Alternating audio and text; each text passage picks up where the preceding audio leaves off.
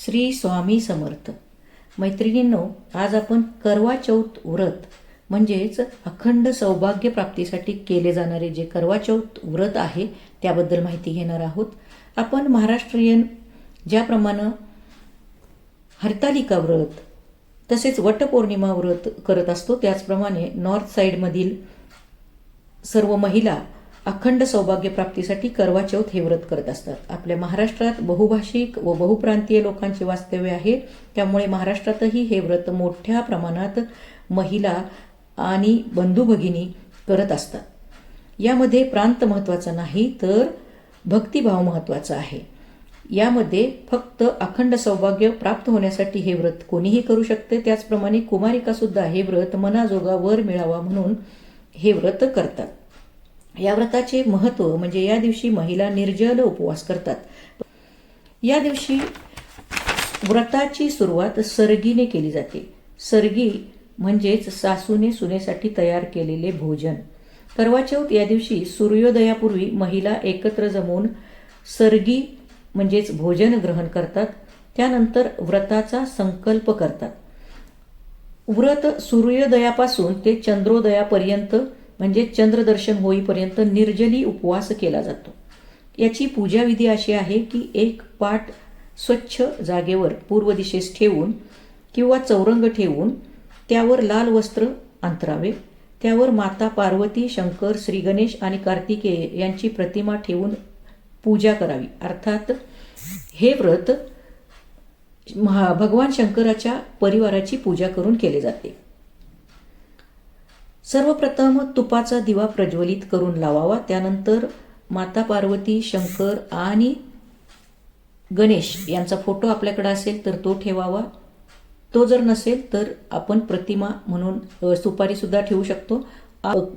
शंकराच्या कुटुंबियांची पूजा करायची आहे. त्यामध्ये सर्वप्रथम गणेश पूजन करायचं आहे. गणपतीला गंध, अक्षता, लाल फुले व्हायची आहे. तुपाचा दिवा ओवाळायचा आहे. त्यानंतर माता पार्वती यांची पूजा करायची आहे. माता पार्वतीला हळदी, कुंकू, सुवासिक फुले व्हायची आहेत आणि तुपाचा दिवा ओवाळायचा आहे. भगवान शंकरांना आपण भस्म लावायचं आहे आणि विधिवत पूजा करायची आहे. आणि कार्तिकेय यांची पण सुपारी, जर आपल्याकडं फोटो किंवा मूर्ती बहुधा नसते पण आपण सुपारी ठेवून त्यांची पूजा करू शकतो. ही पूजा झाल्यानंतर आरती करावी. आरती झाल्यानंतर गोड मिठाईचा नैवेद्य दाखवावा. पार्वतीने हे व्रत करून वर प्राप्त केला होता, त्याचप्रमाणे अखंड सौभाग्य प्राप्तीसाठी म्हणून हे व्रत करण्याची प्रथा आहे. सायंकाळी पूजा केली जाते. त्याचप्रमाणे करवा यामध्ये पूजला जातो. करवा म्हणजे मातीचा सुशोभित केलेला एक कलश असतो. ह्या कलशामध्ये काही प्रांतामध्ये गहू भरून ठेवतात आणि वर ठेवलेल्या प्लेटमध्ये मिठाई ठेवण्याची पद्धत आहे. तर काही प्रांतामध्ये करवामध्ये पाणी भरून त्याची पूजा केली जाते.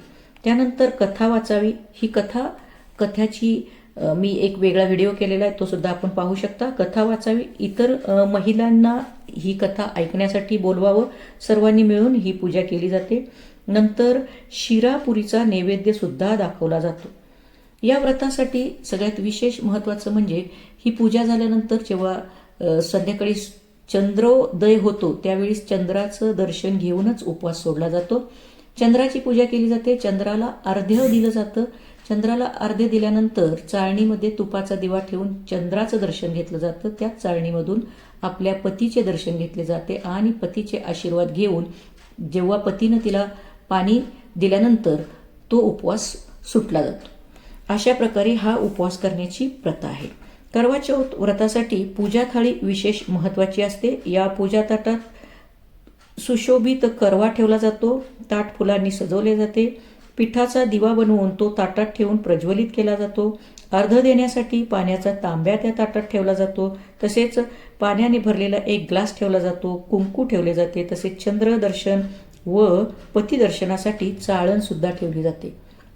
रात्री चंद्राला अर्ध्य देऊन दिवा ठेवून चंद्राचे व पतीचे चाळणीतून दर्शन घेतले जाते. त्यानंतर पती पत्नीस पाणी पिण्यास देतात. तेव्हा पत्नी आशीर्वाद घेते पतीकडून आणि नंतर हा उपवास सोडण्याची प्रथा आहे, मी यापूर्वीच आपल्याला सांगितलेलं आहे. तर चला तर आपल्या भरभराटीसाठी, अखंड सौभाग्यवती होण्यासाठी, आपलं सौभाग्य अखंड टिकवण्यासाठी आपण सर्वांनी हे व्रत करूया. मैत्रिणींनो, आपल्या सगळ्यांना करवा चौथच्या खूप खूप शुभेच्छा. श्री स्वामी समर्थ.